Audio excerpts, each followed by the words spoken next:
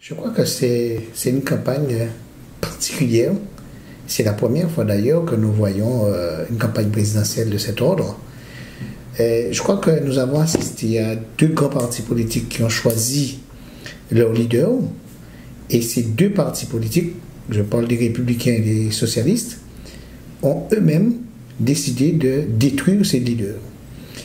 Je crois que la France n'a plus besoin de présidents claniques.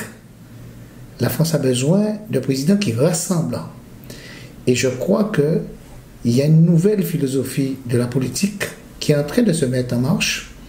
Et je crois que c'est à cette philosophie politique qu'il faut absolument que les Français s'engagent. Donc pour moi, cette élection est très difficile, mais je pense très sincèrement qu'il faut faire vraiment attention. Il faut que les Français aillent voter et qu'il faut vraiment se battre contre l'abstention. Je crois que depuis qu'on assiste aux élections présidentielles, la couverture outre-mer est toujours limitée. Et nous voyons encore une fois, dans cette élection présidentielle, il a fallu une action de la Guyane pour commencer à parler de l'outre-mer. D'ailleurs, une action des Guyanais que je soutiens particulièrement parce que je pense qu'il y a une forte injustice qui s'est créée en Guyane et qu'il faut rétablir. Au moment où on parle d'égalité réelle, et je crois que la France, et je parle de la France et du prochain président français, doit effectivement avoir un œil attentif sur les départements d'outre-mer.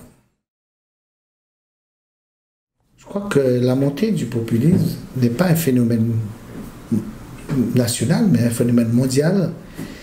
Il faudrait absolument, et je dis absolument, prendre les bureaux de vote, aller voter, ne pas rester chez soi, car il est d'une importance capitale pour l'avenir de la France et des Français, et particulièrement les Outre-mer.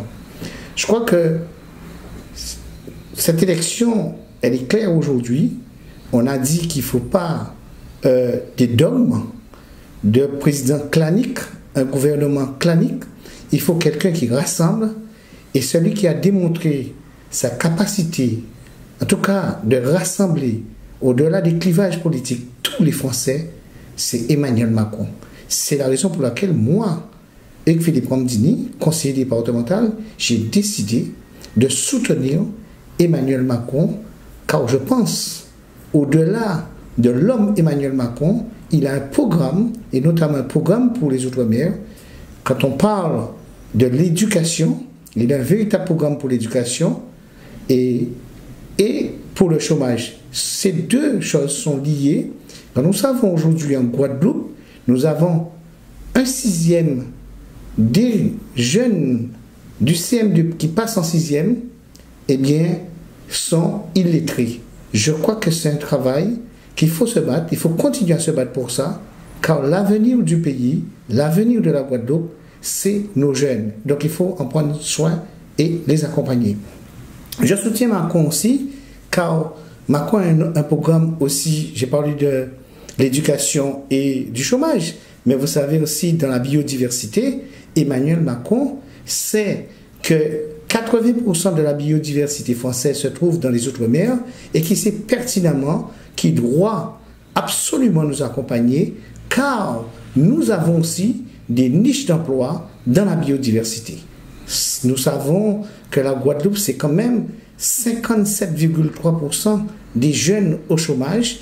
Et si nous pouvons avoir des niches d'emploi dans la biodiversité, ce sera une très bonne chose pour la Guadeloupe et les Guadeloupéens. Alors, chers amis et chères populations de Guadeloupéens, je vous demande dimanche, samedi, d'aller voter Emmanuel Macron afin de changer la donne en Guadeloupe, dans les Outre-mer et en France. Merci et à très bientôt.